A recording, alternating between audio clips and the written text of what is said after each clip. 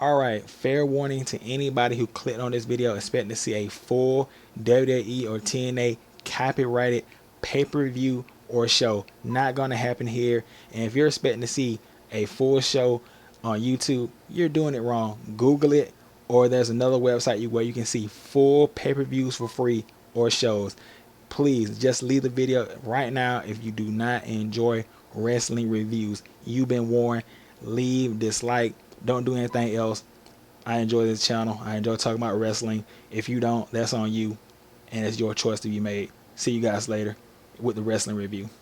What's going on, people? It's OJ bringing you another TNA Impact review, and it starts off with AJ Styles cutting some kind of a promo, and then you get Bad Influence, that's Cass and Daniels for people who are slow or behind the times, coming out with Robert Roode, and they got on some crazy Zumba pants or whatever, and they each cut separate promos on AJ Styles. AJ Styles attacks Kazarian.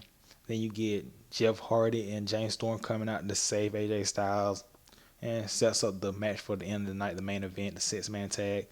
Then you get Austin Aries. He has a backstage promo where he demands a match with Bully Ray at the pay-per-view. Not really sure about seeing that match for another time, but I guess, Bully Ray's going to go over for the first time, so too bad it didn't happen like a long time ago, so he has some momentum, but whatever. Then you get the first match, Devon versus Samoa Joe. It was an okay match. It was a decent match. Then you got, at the end, Joe, he has Devon in the chokehold, and then you get a hot, skinny, how can I describe it? No, that's not a good one. Well, I can't describe it because I don't know a lot about celebrities, or I just forget. A hot blonde with, skinny, with big titties, just hops up on the apron and scratches the referee. Doc, he hits Samoa Joe in the back of the back or whatever with the ball peen hammer. Devon wins the TV title back for I think this is his second time winning it. Whatever. So this is Ace and Eight's first major title in TNA. And it was okay. Then you get Mickey James. Sorry. Oh, my throat. No homo. Then you get Mickey James coming out, and she cuts a promo about coming back and becoming the champion, having a crossroads. And she's not. I think this is my first time really hearing Mickey James on the mic. I probably wasn't listening to her in WWE. Did she cut promos in WWE? Yeah, whatever. And TNA, she's okay on the mic. Then you get Tara and Jesse coming out. They gotta do the, you're not gonna win the championship, and look at this guy over here flexing his muscles or whatever. Yeah. Then you get a surprise of the night, Velvet Sky.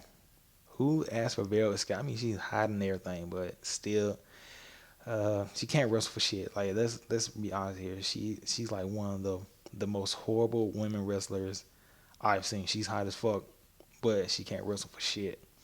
So you get the next match, Those Stereotypicals versus the Robbies, and standard tag team match. Nothing really special. Nothing to gloat home about. You get Those Stereotypicals winning with the Firestar Fall Splash. Yeah. Then you get Joey Ryan coming out, the scratching them. Matt Morgan's already in the ring where their backs are turned. He clotheslines them, and then you get Joey Ryan standing over top of them talking about when you mix the big Morgan with the big organ, size matters as a tag team champions. Okay, it was okay. Matt Morgan still sucks, and I don't know what they're doing. I thought he's supposed to be a world heavyweight champion, so I don't know if he's gonna be like a tag team champion or not. I guess Joey Ryan's there as a guy who gives Matt Morgan somewhat more of a personality, if you will, because Matt Morgan, his personality level is not over 9,000. So let's move on. Then you get a backstage promo again with Ace and Eight, and apparently these guys have built some kind of bar hangout backstage with, like, I don't know. They're in the back having a party, drinking beers with girls. You got Devon looking at some big ass titties, and it's like awesome. And it's like, I'm thinking, you won't see this on WWE. Will you? Nope, you will not see this on WWE. But whatever. And then you get the next match. You get who is it? Bully. No, sorry about that. Doc versus. I didn't write this down. I kind of like skipped over this match because it was like it was Doc versus Angle, and it was a match that was, you know, Luke Gallows, Doc. I can see why they like him. I like him in WWE. I don't know what it was. I don't know if they were telling him to hold his move set back or whatever. But the guy's pretty good in the ring. I can see him as a good heel, maybe even a good. And Devon already has a TV championship. Was S division. I can see him. I know people might get upset. Might get Jimmy's in a Russell. Depending on who the leader is. If it's some old guy who can't wrestle anymore or whatever, I could see Doc as a world heavyweight champion, as a heel world heavyweight champion for Ace and Eight. I'm just putting it out right there right now. What happened in the Doc versus Angle match, and Ace and Eight come in because Angle has Doc and I gotta say Luke Gallows. Damn, it's kind of he has Luke Gallows in the ankle lock. Aces and Eight come out, they attack him or whatever.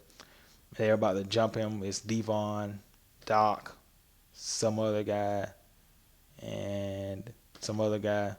And then you get Jobber. I say Jobber number 1, Wes Briscoe, Gary Bischoff. A lot of people don't like him. Yeah, it just depends. I gotta see more work from him or whatever. It's not like they're giving this guy like a whole bunch of camera time to like do work or whatever. So give it some time. Maybe not. I don't know. Whatever. Garrett Bischoff comes out into the ring, and then Samoa Joe to help Kurt out. Kurt makes a match.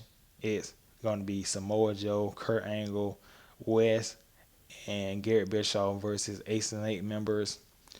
So I guess at that pay-per-view we're going to get, finally Wes Briscoe's going to reveal what we've known all along, that he's an Ace and Eight. Way to disguise yourself with a mask that has your fucking hair sticking out of the top, you jackhole. Then you get Kenny King, and this was pretty much the match of the night. The match of the night. Kenny King, oh my God, Kenny King's wrestling for the first time in I don't know how long, versus Kid Cash versus Zema Ion. Great match, like I said. Zema Ion, not really. He didn't even get into his moveset like he has. So whatever. Kid Cash do put on a fucking clinic out there. He had like a rolling hula Karana senton. I was like, damn, this older guy is really putting it out there. Hit like a running hula Karana to the outside. I'm like, yeah, this guy's putting out all the stops. And I didn't even know he was, like I said, I didn't even know Kid Cash. When I look at Kid Cash, I see like a brawler. I don't see like a guy who can do backflips or like hula Karanas or stuff like that. I'm like, every time he does it, it's like, really, am I watching like the same match and the same wrestler? Like whatever.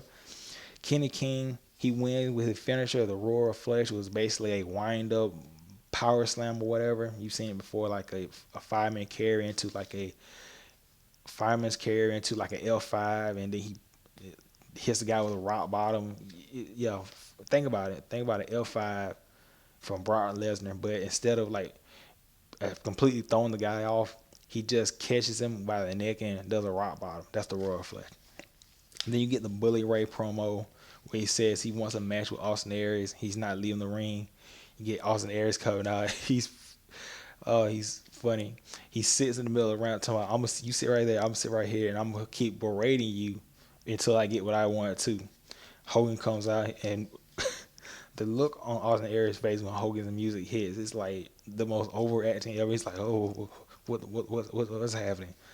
So Hogan tells Bully Ray to leave the ring or he's gonna kick his ass, and Bully Ray gets up, and you get Austin Aries on the outside cracking me up, talking about fight. This is awesome. Then who is it? His daughter comes out. I forgot her name. Brooke Hogan comes out and says to make the match or whatever, and calls him Mark. So it's Bully Mark Ray. Yeah. So that's it. Bully Ray versus Austin Aries, and it'll be okay. Kenny King versus RVD. Man, hopefully RVD lets Kenny King go over. What am I talking about? Tara versus Mickey. I don't care. I just want to see the match because I can't even make a prediction on that one. All the rest of it, I'm just skip over because I don't care. The 6-man tag, it was boring. I fell asleep on it. I just kept out the end. get Jeff Hardy getting beat on for like majority of the match. That when I fell asleep, and then I woke up and Jeff Hardy's winning. I'm like, not something like not winning, but he wins the match. And I'm like, how did he win? Like he was just getting beat up a second ago. They showed a replay. This guy, he has a twist of fate on Kazarian. I'm like, what is this? And then you get James Storm and AJ Styles arguing because there was a miscommunication. What is this? What kind of push is this? Like I don't understand. Like stupid ending to the match. I'm gonna get beat on. It's John Cena Hulk Hogan tactics all over again. So what would I rate this show? Nothing really bad happened on this show besides that last match. So I'm gonna deduct off that because it was so goddamn boring. I gotta say this show was started at 3 because that's the even number. This show was a 4. I can't lie. It was a 4 out of 5. Pretty decent stuff. And you probably need to see some of the stuff here because it really built to pay per view. Something that he needs to start doing, whatever. So, pretty decent show. And plus, it had adult themes in wrestling. This is the closest we might get back to the Attitude Era people. Trust me. I know it's kind of hard to believe that TNA will bring it back. The Attitude Era. The Attitude Era. Tongue tied. I gotta get my morning coffee or whatever. So yeah, that's it. I'm gonna get out of here. And what's this like 30? I got add in 30 seconds or whatever. What my 11 minutes of fame? That's slowly winding down. I'll see you guys later. Peace. Oh yeah, SmackDown. I'll see you guys tomorrow for SmackDown. Yeah. All right.